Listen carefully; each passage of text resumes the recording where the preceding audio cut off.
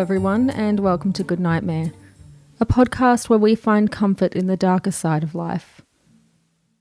I came across today's topic when browsing Wikipedia articles, and I thought that you might also find it interesting, so I decided to share. Today's episode is about the Birdman of Alcatraz, or rather Leavenworth, Robert Stroud. Stroud was born on January 28, 1890, to Elizabeth Jane and Benjamin Franklin Stroud in Seattle, Washington. Benjamin was abusive, and he was an alcoholic. He would often subject Robert to his anger and frequent beatings. Robert, at the tender age of 13, ran away from home to escape the abuse, and by 18 years of age was employed as a pimp. At only 19, Robert would go from a fractured young man to a murderer, and would eventually become one of the most notorious criminals in the USA.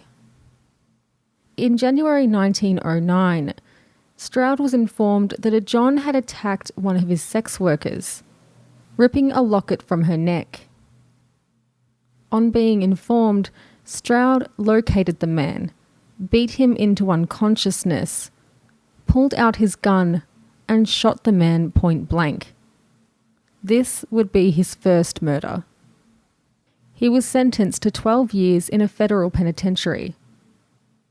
While incarcerated, Stroud became known as a volatile and violent prisoner. In 1916, on March 26, Stroud was reprimanded by prison guard Andrew F. Turner for a minor rule violation. His punishment meant that Stroud would miss a visit from his younger brother, who he hadn't seen in 8 years. Stroud, feeling entitled and incensed, stabbed Turner through the heart with a shiv. He was convicted of first-degree murder and sentenced to hang. However, following multiple trials, his sentence was commuted to life in prison. Stroud remained volatile through his entire prison stay, and was reported to have viciously attacked an orderly who informed their superiors that Stroud had been trying to glean morphine from them using intimidation and threats. Stroud also stabbed a fellow inmate. It was his violent temper and actions that would see him placed permanently in solitary confinement. In 1920, while in solitary, Stroud discovered a bird's nest with 3 injured sparrows. He took the birds in and nursed them back to health in his cell. Within only a few years, Stroud would be in possession of around 300 canaries. He would care for them and trade them, sending any money he made to his mother. In spite of the overcrowding in the prison, Stroud was ultimately given an additional cell to house his birds. As part of a prison reform program, Stroud was given equipment to care for the birds. He made his first cages for them out of wood and studied them in great detail. In fact, while incarcerated, Stroud wrote Diseases of Canaries, a draft which was smuggled from the prison and published in 1933. He made significant contributions to the field of ornithology, including developing a cure for hemorrhagic septicemia. In 1931, there was an attempt to shut down his bird trading business, and it may have been successful had Della Mae Jones of Indiana not shared Stroud's story with various newspapers and magazines. A 50,000 signature petition was sent to President Herbert Hoover, and Stroud was then allowed to keep his birds. There was an attempt to move Stroud to another prison. However, Stroud, who had also used his time in prison to study law, discovered that a legally married prisoner was not able to be moved. He married Della Mae Jones. Stroud's mother did not approve of the union. She was of the belief that women would cause nothing but trouble for her son. And though she had spent years trying to petition to have Stroud freed from prison, she cut off all communication with him until the time of her death. Stroud again would be responsible for his own downfall. It was discovered that he had been involved in the manufacture and trade of alcohol within the prison, and it was decided that he would be moved to Alcatraz in 1942. Stroud spent 6 years of his time in Alcatraz in D Block in segregation, and the following 11 years in the prison hospital. Though usually a violent and volatile prisoner, Stroud was known to play checkers through the bars of his cell with correctional officer George DiVincenzi. Stroud was a busy and intelligent man while in prison. When his birds were taken from him, he wrote a history of the penal system from within prison.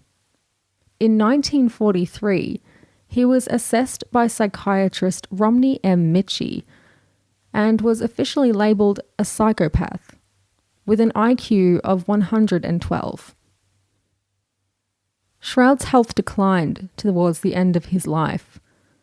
In 1959, he was transferred to the Medical Center for Federal Prisoners in Missouri, where he spent his days learning French until he passed away in 1963.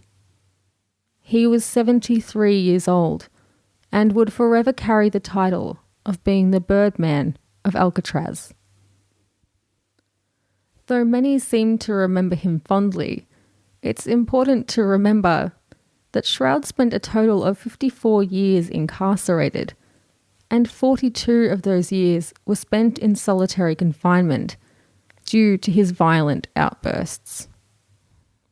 A film starring Burt Lancaster was also produced, titled Birdman of Alcatraz. Stroud was portrayed as a mild-mannered and intelligent, likeable man, as opposed to his reality. Stroud was never permitted to view the film while incarcerated or hospitalized, and went to his grave without ever viewing it.